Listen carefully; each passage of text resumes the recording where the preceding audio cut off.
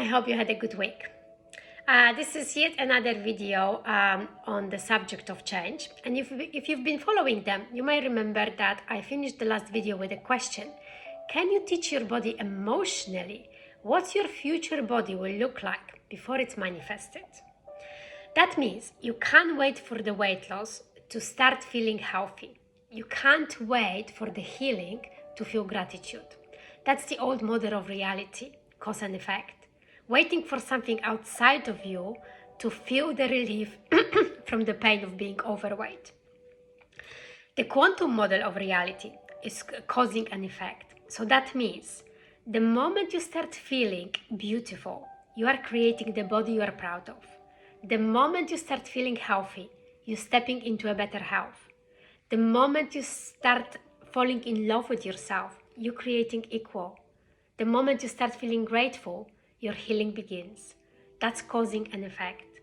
So the biological model of change means getting rid, breaking the habit of the old self and reinventing your new self. It's making new synaptic connections in your brain.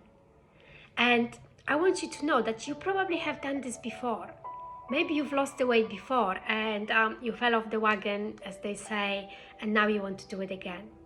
So in your mind, when that happened, you decided in your mind to create something new and different and ask yourself a question.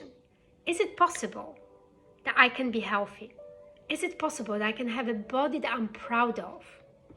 And the moment you start to ask yourself that questions, you are turning on a creative part of your brain called the frontal lobe. And think of the frontal lobe as a symphony leader of your brain. It has connections to all the parts of your brain.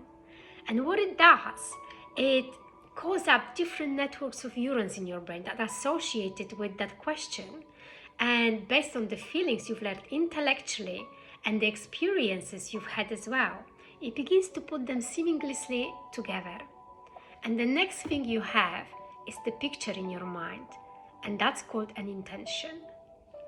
So when you saw that image, that picture, the next thing you know, you're starting to feeling an emotion as you were already living in that future reality, in that present moment. And when you say that the moment you start feeling, when we can say that the moment you start feeling the emotion, the thought becomes an experience in your brain, and you're giving your body the sampling, the taste of the future. So here's what happens. You start to focus on the new thoughts and maybe write them down. You're starting to envision your new goals.